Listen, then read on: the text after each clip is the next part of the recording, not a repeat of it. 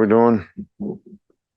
So, the message pretty much is you kind of do an assessment after first scrimmage, even though that was just our third, practice in pads. But I think the question you ask is what percentage of the guys are playing winning football? And are you willing to do the things you need to do to invest in yourself so that you are doing the things that you need to do so that you can improve? Because the tendency is, especially in the conditions that we're in, is it's very easy to endure practice. Do what you have to do to get by. Don't really focus. Don't really play fast. And if you ask everybody in the room, do you want to win? They'd all say, yeah, we want to win, but are you willing to do the things you need to do to win? And you got to get out of your comfort zone. Some people would say you got to make sacrifices and do things so that you can improve. But, the way I'd rather say it is you got to invest in yourself in terms of doing the things that are going to help you on and off the field be the best player you can be. And the bottom line is just to ask yourself, can your teammates trust you to do your job? And that should be everybody's goal in terms of what they strive to do and what they're trying to do so that that's how you compete to play. That's how you compete for playing time. So I like the attitude of the team so far. I think we got a lot of guys trying to do that. I think we probably need a critical mass of people to continue to improve so that we can have enough guys that can play winning football. So, that's our challenge as coaches, and that's each and every individual's challenge to be able to invest in themselves so we can do that. How have you seen Terrion Arnold grow in this offseason? Terrion's, I think anybody that gets experience playing, which he got some experience last year, I think he's much more confident. I think he has a better understanding and probably a little more maturity about, what he needs to do to go out there and perform well. So, and there's competition at the position. He, Kool-Aid, Trey, are all doing a pretty good job out there. So I think that's good for everybody in terms of their improvement as well. Back in the middle with Matt. Matt, did you have one or was it Nick? I'm sorry. Regarding the quarterbacks, do coaches kind of provide some off the field evaluation on if the quarterbacks are kind of living up to the leadership habits and communication you guys want from a starter in that role? What I tell the quarterbacks is it's not up to the coaches. You looking over your shoulder to see if the coach is going to do this or that. How about you forcing me to play? Forcing me to play you. Force us to play you. When you get your reps and you get a chance to play, you play so good, we don't have any choice but to play you rather than worrying about all this other stuff. So that's the only way I can answer your question. Back on this side with Charlie. How have you seen a guy like Amari Knoblauch not only progress as a receiver, but also as a blocker? Yeah, he's doing great. He's gotten bigger. He's gotten stronger. He understands the offense a lot better. He is a mismatch player to some degree in the passing game, and he's done a really good job. He was very productive in the first scrimmage. And he is blocking better.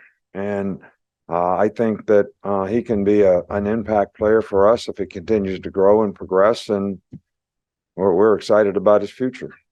Far side with Steven. Coach, you mentioned specialists before, but who are the guys developing kick return, punt return aspect? Yeah, well, we got Kool-Aid back who, we averaged like 16 yards of punt return last year. So, and we're trying to develop some other guys at that position. Isaiah Bond, Caleb Downs can catch punts. Cole Adams can catch punts. So we're working with more and more guys to be able to do that. Kickoff return, K-Law did it last year, some.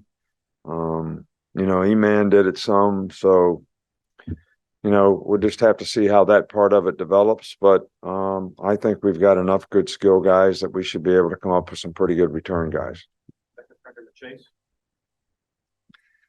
I'm going to try to steal your analogy about quarterbacks being like a cake in the oven with this question and try to apply it to leadership. When you look at leadership on the whole, if you looked at it like a cake in the oven, how close to being fully baked do you see that being? There's a couple things about leadership. Everybody talks about leadership all the time, but I think it's also important that how many guys on the team need to be led.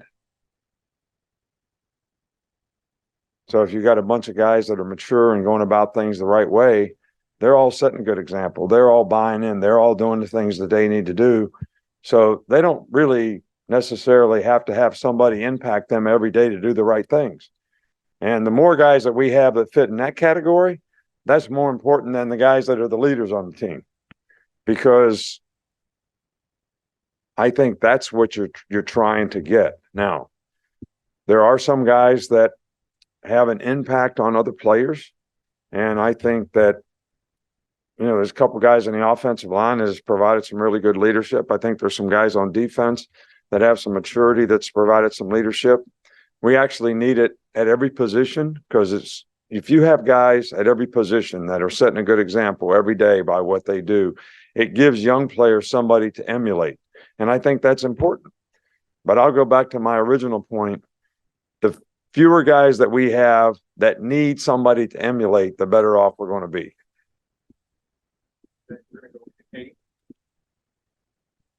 You talked after the scrimmage about positions like offensive line and defensive line needing to develop more depth. How can that happen over the next couple of weeks before kickoff? Or is it what you talked about earlier about people needing to individually invest in themselves? Yeah, guys have to focus. They got to get reps. They got to learn from their mistakes.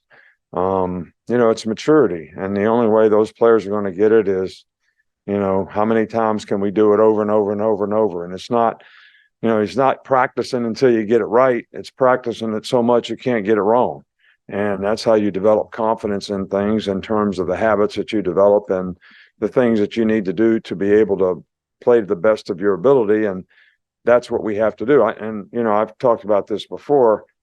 When you lose guys on your team, then the younger guys get cast into positions maybe they wouldn't have been in if those guys didn't leave your team.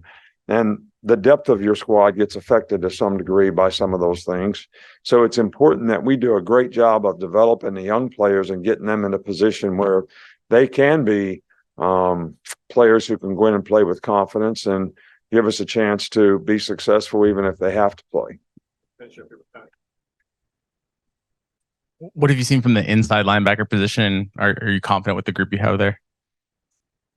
Well, I think that we need to continue to improve. I think we got a couple guys that are playing really well. I think we need to get more guys to play well at that position. So it's a work in progress for some of the guys, but I'm also pleased with the way some guys are progressing, and we just have to continue to work on that group as a whole to get more and more guys who, can contribute in a positive way. All right. Thank you.